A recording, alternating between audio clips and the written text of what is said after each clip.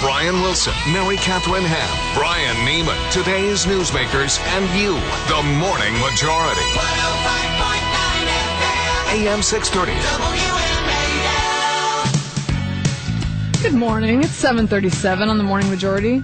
We have KT McFarland with us, Fox News national security analyst. She also hosts a show online on Fox News Live online, from 2 to 3 on Wednesdays, I believe, called DEFCON 3. How's it going, KT? Everything's great, thank you. Good. Tell me, we haven't gone over this yet, but tell me about these missing weapons in Libya and where they might end up. Yeah, I mean, I remember saying 6 months ago that I really don't care about Gaddafi as much as I care about Gaddafi's weapons. Mm-hmm. And he's got three things. He's got chemical weapons. We know he had mustard gas. We know he had a lot of mustard gas. We don't know where it is.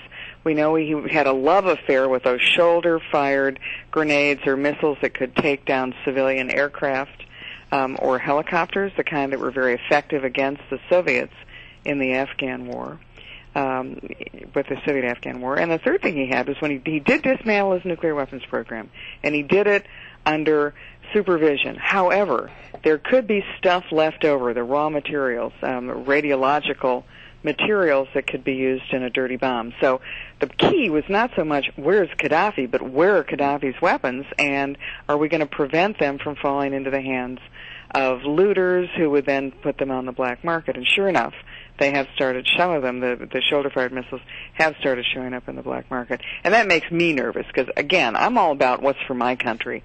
And my country is threatened not by Libya, but my country is much more threatened by Libya's weapons in the hands of terrorists. And the mustard gas was not part of that 2004 dismantling of the nuclear weapons, right? No. Okay, so those are still sort of on the loop. Yeah, and you know, some people said, well, they're probably not a big problem because they're probably not operational, or, you know, he didn't have all the ingredients. Well, you know, come on. Where do you think those weapons would wind up? I mean, what'll happen is looters will get them. You know, as the Gaddafi forces, presumably somebody was guarding this stuff. It was in different places around Libya. If the Libyan Gaddafi guys sort of melt away, who's in charge? Then the stuff gets looted, and then it gets sold on the international black market. Now, maybe Gaddafi's guys go get some of it and use it themselves, but I think, again, what's the threat to my country? The threat to my country is that stuff falling in the hands of terrorists.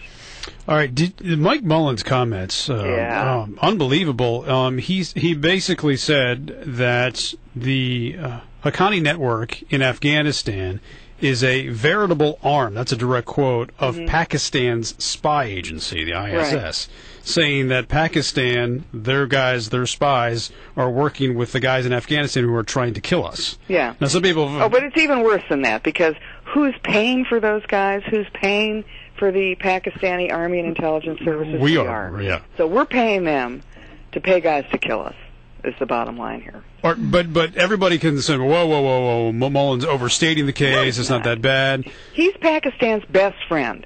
He's been there 27 times in the last 3 or 4 years. He's the guy who always said, you know, we can work with them, we should have patience, they are helping us, we need them for the supply routes of our stuff into Afghanistan, has to go through Pakistan. Pakistan's helped us, they've gone after some of the Taliban. You know, look, they've been pretending all along. They wanted the money. They've given them $20 billion over the last decade. But think about it from their perspective. They were in the hunting bin Laden business. They're in the killing Taliban business. If they kill all the Taliban, they're out of business. If they find Osama bin Laden, they're out of business. So they've been stringing us along. They've been helping us a little, but they've been taking the money and making sure that our enemy stays alive. And now it's gone to the extent where they're cooperating and helping our enemy plan to kill us. All right, but if I'm a member of Congress or I'm, you know, a high-level official in the Army or wherever, in the military, I'm saying, well, why should we? This just it closes the door for me on why we would give Pakistan any more money. We shouldn't. We should have been rethinking that one a year ago, 2 years ago. We should have been going to the Pakistanis 2 years ago. And I wrote about it 2 years ago, and people told me I was nuts. Go to Pakistan 2 years ago and say, look, either get rid of these guys, give us Osama bin Laden, or we're out of here. And we never did. And then the Osama bin Laden raid, which we did only because we didn't tell Pakistan that we were going to do it, has pulled that curtain aside. They had Osama bin Laden in a safe house. And now we see with the attacks in Kabul in the last 2 weeks that they've been plotting those attacks on our people, on our allies. They've been plotting them from Pakistan. So I think let's rethink this whole thing. Understand that the civil war in Afghanistan has already begun, and I hope we can get out of there without having to shoot our way out.